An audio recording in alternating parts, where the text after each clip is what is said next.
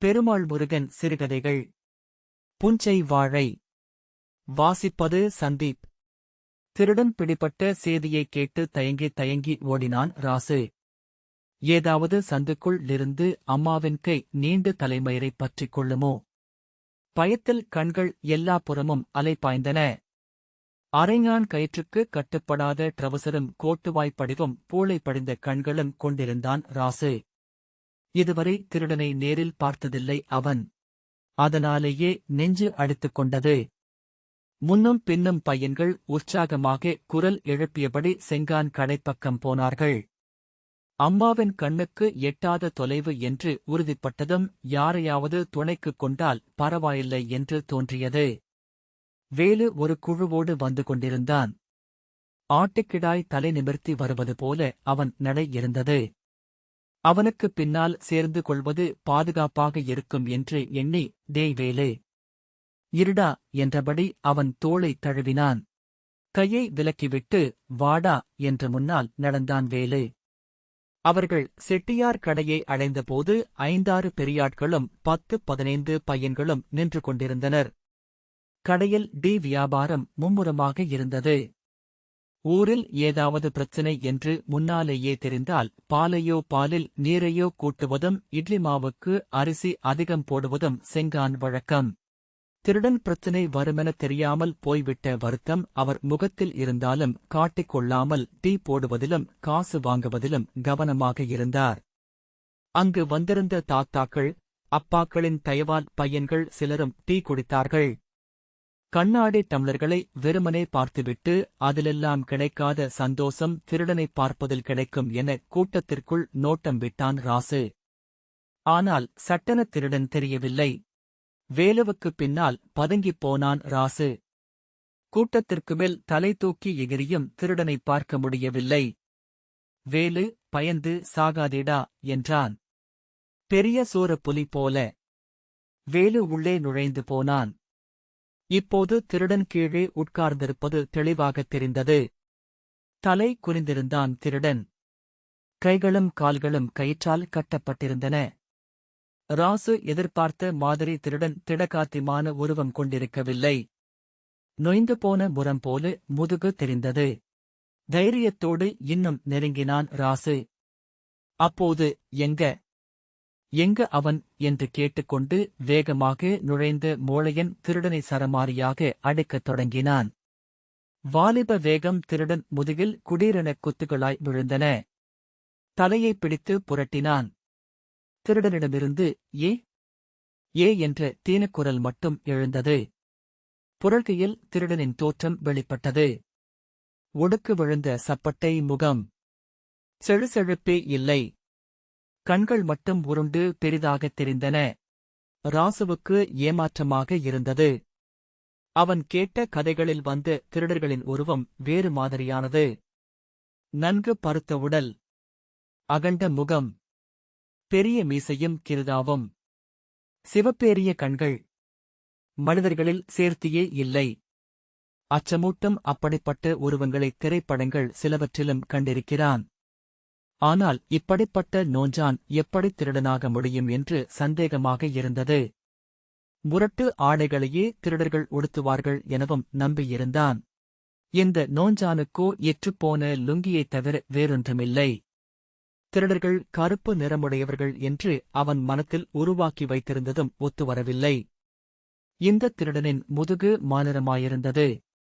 எப்போதும் சட்டையை கழற்றாமலே போட்டிருப்பான் என்றால் இன்னும் சிவப்பாக இருப்பான் என நினைத்துக் கொண்டான் ராசு. மோழையன் இளவட்டம். சம்மட்டைக் கையால் அத்தனை அடி போட்டும் பொருளற்ற ஓலக்குரல் தவிர ஒரு வார்த்தையும் திருடனின் வாயிலிருந்து வராதது கண்டு எரிச்சல் கொண்டான். நவண்டை கடித்துக் கொண்டு திருடனின் முதுகில் உதைத்துத் தள்ளினான். மரம் மரக்கட்ட என்று முனகியபடி வெறி தணிந்து நிறுத்தினான். திருடனைப் பார்த்து இப்போது பயமில்லை ராசுவுக்கு. அடித்தவனை பார்க்க பயமாயிருந்தது. வேலை செஞ்சு புழைக்க கையாலாவலைனா புளிய மரத்துல நாண்டுகிட்டு சாவுடா. திருட்டெல்லாம் ஒரு புழப்பாடா நாயே என்று கூவியபடி முகத்தில் வெறியேறி இருக்க மீண்டும் ஓடிய மோழையன் குறுகிக் கிடந்தவனைக் காலால் எத்தி மிதித்தான். திருடனின் தோல் சிலிர்த்து அடங்கியது. பையன்கள் பயமும் ஆர்வமும் சேரத் திருடனையே பார்த்துக் கொண்டிருந்தார்கள். திருடன் கை கால்களை முடக்கியபடி கீழே கிடந்தான். எந்த நேரத்திலும் சட்டென எழுந்து மோளையனையும் கூட்டத்தையும் துவம்சம் பண்ணிவிட்டு திருடன் ஓடிப்போகலாம் என எதிர்பார்ப்புடன் இருந்தான் ராசு. திருடனை பிடித்து பொங்கியண்ணன், இந்த அடியெல்லாம் அவனுக்கு எந்த மூல? எல்லாத்தையும் வெச்சுத்தேச் சுட்டுப் போயிருவான். நானும் விடிய காலிலிருந்து எத்தனையோ அடி அடிச்சுப் பாத்துட்டேன். எந்த ஊரு, என்ன பேரு? ஒரு பேச்சும் வெளில வரமாட்டேங்குது என்றார்.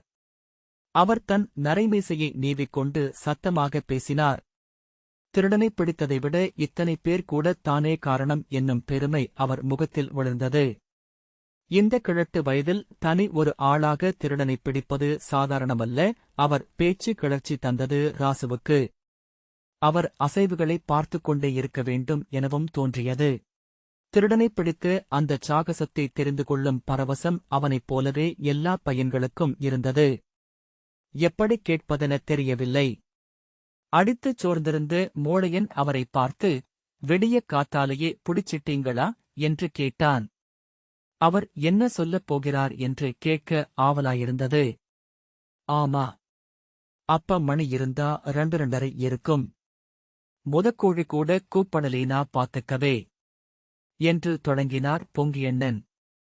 காது குவித்தார்கள் பையன்கள். ராசு கொஞ்சம் முன்னால் நின்று கொண்டான். இந்த ஊரிலும் பக்கத்து ஊர்களிலும் 6 மாதமாகவே வாழைக் குலைகள் திருட்டுப் போய்க் கொண்டிருந்தன. வாழை பெருத்த ஊர்கள் அல்ல இவை. வானம் பார்த்த பூஞ்சைக் காடுகள்தான். எங்கோ 1-2 கிணறுகள் தினம் 4 சரவுகள் பாயுமளவு நீர் கொண்டிருக்கும். நீர் தயங்கியோடும் வாய்க்கால் ஓரங்களில் 1-2 வாழைகளை ஆசைக்காக வைத்திருப்பார்கள். அவை பூப்பதும் பூவெடுத்து மணப்பதும் வீட்டுப் பெண் பருவம் ஏதிவிட்ட மகிழ்ச்சி தரும். அப்படி அதிசயமாக வளரும் வாழைக் குலைகள் முதிர்ந்து பழப்பருவம் ஏதும்போது அடியோடு வெட்டிப் போகும் திருட்டு நடந்தது. குலையை பறி கொடுத்தவர்கள் பக்கத்துக் காட்டுக்காரர்கள். ஏற்கனவே சண்டையாகி பேச்சுவார்த்தை இல்லாமல் போன பங்காளிமார்கள் மீதெல்லாம் சந்தேகப்பட்டு ஜாடை பேசினார்கள். அது பெரும் சண்டையாக முடிந்ததும் உண்டு. எல்லாருடைய அபிப்பிராயமும் ஒன்றாகவே இருந்தது. இந்த திருட்டுக்கு வெளியில இருந்து கட்டிச்சோறு கட்டிக்கிட்டா திருடன் வரப்போறான். எல்லாம் உள்ளூருத்தான். எந்த வீட்டிலிருந்தாவது பழத்தோல் எரியப்படுகிறதா, தடயம் எங்காவது கிடைக்கிறதா என்றெல்லாம் வேவு பார்த்தும் எதுவும் கண்டுபிடிக்க முடியவில்லை. பூவனோ தேன் வாழையோதான் என்றாலும் குலை எப்படியும் 100 ரூபாய்க்காவது போகும். அந்தப் பக்கத்து ஊர்களில் 10 கல் தொலைவில் நாளொரு சந்தை உண்டு. சந்தைக்குப் போய் வாழைக் குலையை என்ன அடையாளம் வைத்து கண்டுபிடிப்பது? வீட்டுப் புடக்காலியில் ஈனியிருந்த குலை ஒன்றும் ஒருமுறை வெட்டப்பட்டது. எல்லாருக்கும் வாழையின் மீதான பிரியமே அற்றுப்போயிற்று. வாய்க்கால் ஓரத்தில் இருக்கட்டுமா போகட்டுமா என்று சோர்ந்து முகம் காட்டும் கன்றுகளைப் பார்த்து எந்த மவராசனுக்கு கொடுத்து வச்சிருக்குதோ என்று முகம் தெரியாத திருடனை நினைத்து பேசிச் சிரித்தார்கள். கன்றுகளை வெட்டியும் எறிந்தார்கள். பொங்கியண்ணன் காட்டிலும் அங்கங்கே வாழைகள் நின்றிருந்தன. மற்ற காடுகளைவிடக் கூடுதலாகவே தண்ணீர் ஊறும் கிணறும் அவருக்கு வாய்த்திருந்தது. தென்னைகள் சிலவும் கருவேப்பிலை மரமொன்றும் அரணாக இருக்க சோளப் பயிர்களின் மறைவில் வாழைகள் இலேசாக தலை தாக்கித் தெரிந்தன. பூவன் ஒன்று குலை விட்டது. நெருக்கமான குலை. பெரும் பழங்களாகவே 10 சீப்பு தேரும். விரலளவு பழங்கள் கொண்ட சீப்புகள் 2-3. அவற்றை வீட்டுக்கு வைத்துக் கொண்டாலும் பெரும்பழங்களை 60-70க்கு ஊரிலேயே விற்கலாம் என்றிருந்தார். எல்லா கணக்கும் பொய்க்க ஒருநாள் காலை வாய்க்காலில் நோட்டம் விட்டபடி போனவர் கண்ணுக்குச் சாறு கொட்டி கருத்துப் போன வெட்டுவாய் மட்டும்தான் தெரிந்தது. தன் தலையே அறுபட்டுப் போனது போல கதறினார். யாரிடம் சொல்லி இந்தக் கொடுமையை ஆற்றிக் கொள்வதென்று தெரியவில்லை. யாரையும் சந்தேகப்படவும் தோன்றவில்லை. எல்லா முகங்களும் அப்பாவிகளாகத் தோன்றின. அவர் ரணம் முழுவதுமாக ஆறுவதற்குள் இன்னொரு வாழை கூப்பிய கைகளை உயர்த்துவது போல் பூவை வெளித்தள்ளியது. அதை ஆவலோடு பார்த்தவர் இந்த முறை ஏமாந்துவிடக் கூடாது என்று உறுதி கொண்டார். காய் திரண்டு பருக்கும் வரை வழக்கம் போலவே இருந்தார். ராஜா பாட்டை முடித்தபின் தூங்குவது போல படுத்துக் கொள்வார். சில சமயம் ஒரு தாக்கம் போட்டுவிடுவார். பின் விழிப்பு வரும். எழுந்து அறிவாளி இடுப்பில் செருகியபடி கைத்தடி ஒன்றையும் எடுத்துக்கொண்டு காட்டுப் பக்கம் நடப்பார். இருளசவை கூட ஏற்படுத்தாமல் மெதுவாக இருக்கும் அவர் நடை. வாழைக்கு கொஞ்சம் தொலைவில் சோளத்தட்டு அறுபட்ட மறைப்பில் சாக்கை ஏற்கனவே விரித்து வைத்திருப்பார். அதில் போய் படுத்துக் கொள்வார். தாக்கம் துளியும் கிடையாது. சிறு அசைவுக்கு கூட சடக்கென எழுந்திருப்பார். குலைத்திருடனுக்கு இந்த முறை விட்டுக் கொடுத்தால் அதற்கப்புறம் கையில் ஏற்கலப்பையைத் தொடுவதில்லை என்று வைராக்கியமாக நினைத்துக் கொள்வார். அவருடைய திட்டம் ஊர்க்காரர்கள் யாருக்கும் தெரியாது என்பதில் சுவாரஸ்யம் கூடியது. அவர் கதை சொல்பவருக்கேற்ற தோரணையில் நீட்டினார். இந்த நோஞ்சான் திருடன் கதைக்குள் வரும் கட்டத்தை ராசு எதிர்பார்த்திருந்தான். அப்போது பெண்கள் சிலர் வந்து எட்டிப் பார்த்தனர். என்ன மாமா, திருடன ஒண்டியா புடிச்சிட்டீங்களாமா என்றாள் ஒருத்தி. மீசையை அழுந்த தடவியபடி என்றார். அவர் முகம் முழுக்க பெருமிதம் படர்ந்தது. அம்மாவும் வந்திருக்கிறாளோ என பார்த்து வேலுவின் முதுகு மறைப்புக்குள் ஒடுங்கினான் ராசு. ஆனால் அவன் அம்மா வரவில்லை. திருடன் பிடிபட்ட கதை இன்னும் உற்சாகமாக தொடர்ந்தது. திருடனின் நேரம் அவருக்குத் தெரியும். பெரும்பாலும் 2 மணியிலிருந்து 3 மணிக்குள்ளாகத்தான் திருட்டு நடக்கும். அது நாய்களும் கண்ணையரும் நேரம். அந்த நேரத்தில் ரொம்பவும் விழிப்பாக இருப்பார். அப்படித்தான் இந்த நோஞ்சான் திருடனைப் பிடித்ததும். ஆளரவம் உணர்ந்ததும் மெல்ல எழுந்து சோளக்காட்டுக்குள் போய் நின்று கொண்டார்.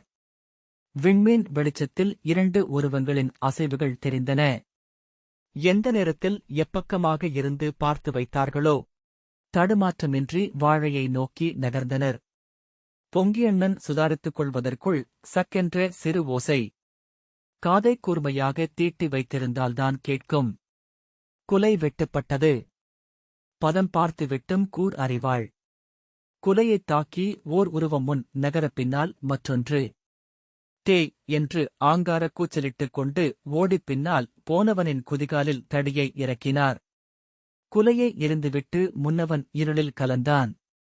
தடிக்குச் சிக்கியந்தான் இந்த நோஞ்சான். ஆளைப் பிடித்துக் கட்டி இழுத்து வந்து செங்கான் கடைக்கு முன்னால் போட்டார். தடியால் கண்ணை மூடிக்கொண்டு அடித்தார். யாரா நீ? எந்த ஊரா? உங்கூட வந்தவன் எவன்டா? என்று எத்தனையோ முறை கேட்டும் திருடன் பதிலேதும் பேசவில்லை. திருட்டு மொழி மெளனம்.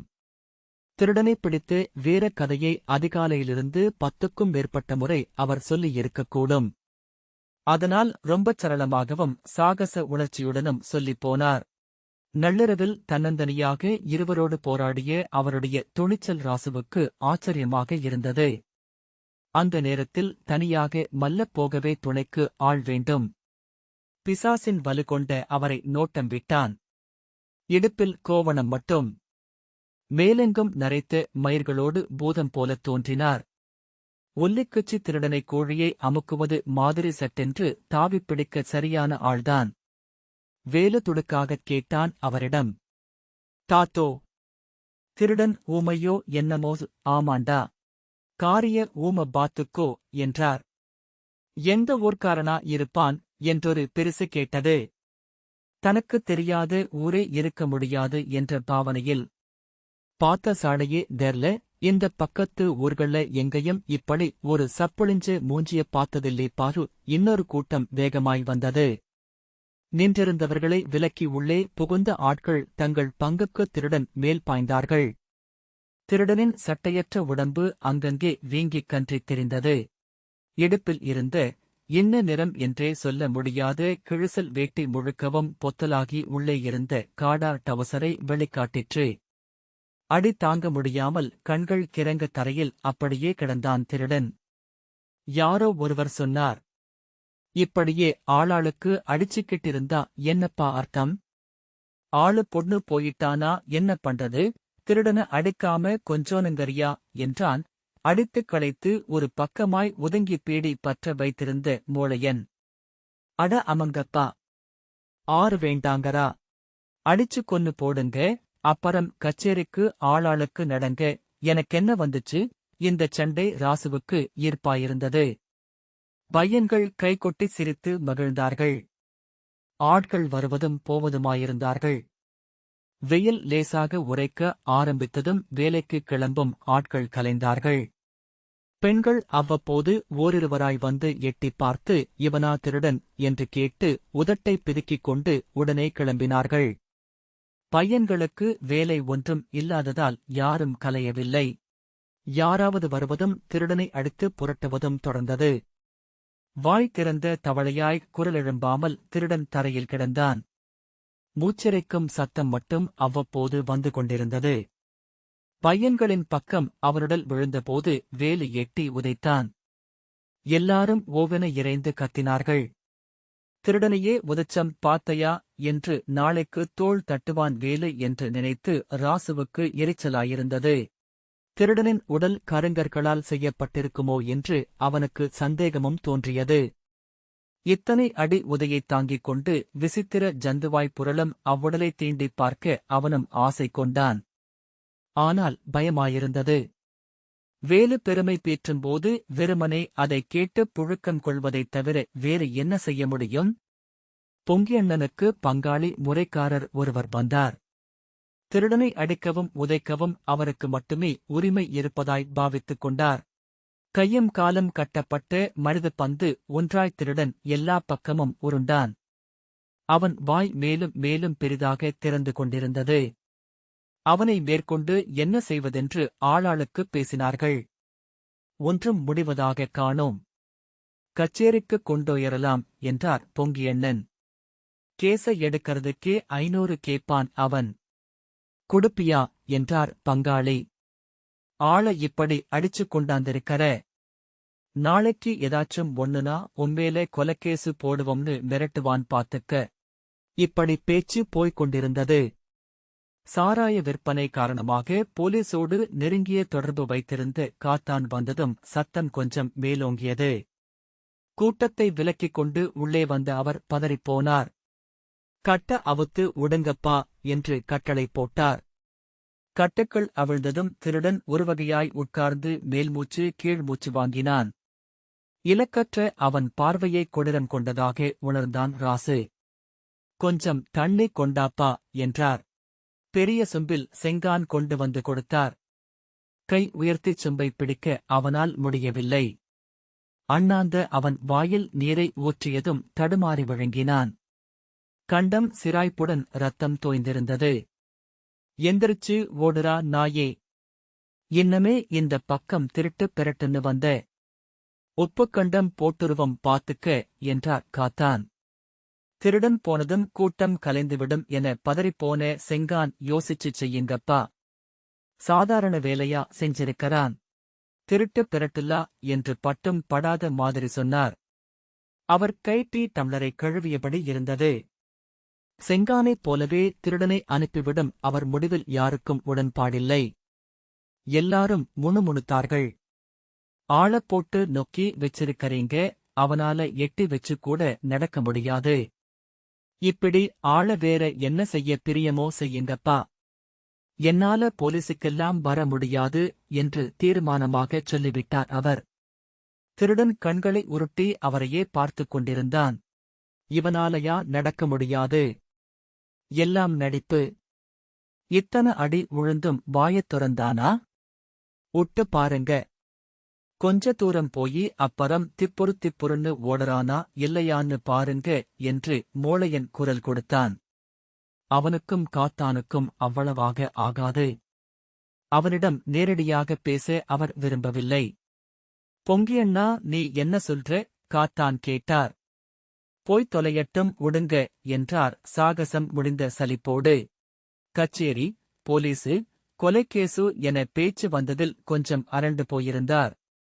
ஆளை பிடித்து பெருமை நிலைத்தால் போதும் என்பதாக இருந்தது அவர் எண்ணம். மோழையன் சொன்ன மாதிரி திருடன் கொஞ்ச தூரம் போய் வேகமாக ஓடிவிடுவான் என்றுதான் தோன்றியது ராசுவுக்கு. போடா என்று அதட்டினார் காத்தான். அனுமதி கிடைத்ததும் திருடன் தரையில் மெல்லக் கையூன்றி எழுந்தான். பையன்கள் கூச்சலிட்டுக் கொண்டு பின்னுகர்ந்தார்கள். நின்றபோதுதான் தெரிந்தது திருடனின் நெடுநெடுத்த உயரம். ஆனால் மெலிந்த உடம்பு. கூன் விழுந்து கொக்கி போல தலை வளைந்திருந்தது. எறும்பு ஊர்வது போல அடியெடுத்து வைத்தான். யாரேனும் பின்னிருந்து வந்து தாக்கக்கூடும் என்னும் பயத்தில் தலையை திருப்பித் திருப்பிப் பார்த்தான். திடீரென அவன் யார் மீதும் பாய்ந்து விடுவானோ என அஞ்சி பையன்கள் தூர விலகிக் கொண்டார்கள். திருடன் சாலையில் ஏறி ஒரு புளிய மரத்தை மெதுவாக கடந்தபோது எவனோ எறிந்த கல் முதுகில் பட்டது. பட்ட உணர்வே சிறிதும் இல்லாமல் அவன் நடந்து கொண்டிருந்தான். தொடர்ந்து 4-5 கற்கள். சும்மா இருக்க மாட்டீங்க என்று காத்தானின் சத்தம் கேட்டதும் பையன்கள் ஆளுக்கொரு பக்கம் சிதறி ஓடினார்கள். ராசுவும் ஓடினான். திருடன் கொஞ்ச தூரம் நடந்து பின் ஓடுவான் என்று மோழையன் சொன்னது அவனுக்குள் ஓடிக்கொண்டிருந்தது. செங்கான் கடையின் பின்பக்கமாக போய் ராசு மறைந்து கொண்டான். ஓரப்பக்கமாக நழுவிச்சாலை புளிய மரத்திற்கு வந்தான். அடிமரம் அவனை முழுமையாக மறைத்தது. மெல்ல எட்டிப் பார்த்தான். 2 புளிய மரங்களுக்கு அந்த பக்கம் திருடன் ஊர்வது தெரிந்தது. எல்லாம் நடிப்பு. இன்னும் சிறிது நேரம்தான். திருடன் ஓடத் தொடங்குவான். நீண்ட கால்கள் வேகமாக ஓடும். அப்போது அவன் தன்னை பார்த்துவிடக் கூடாதே என்று பயமாக இருந்தது. சாலையில் திருடனைத் தவிர யாருமில்லை. அவனுக்குத் தெரியாமல் ராசு புளிய மரமாய் ஒளிந்து போனான். சுமைதாங்கே கல் நடப்பட்டிருந்த மரம் வரை அவன் நடக்கவே வெகுநேரமாயிற்று. கல்லடியே திருடன் உட்கார்ந்தான். காலை மடித்து உட்காரவே மிகவும் சிரமப்பட்டது தெரிந்தது. அப்படியே கல்மேல் சாய்ந்து கொண்டான். ஏதாவது கணத்தில் எழுந்து திடுமென அவன் ஓடக்கூடும் என நினைத்து கண் கொட்டாது பார்த்தபடியே இருந்தான் ராசு. வெகு நேரமாயிற்று. திருடன் எழவே இல்லை. ஆனந்த விகடன் தீபாவளி மலர் 2000. இந்த வாசிப்பை கேட்டதற்கு நன்றி.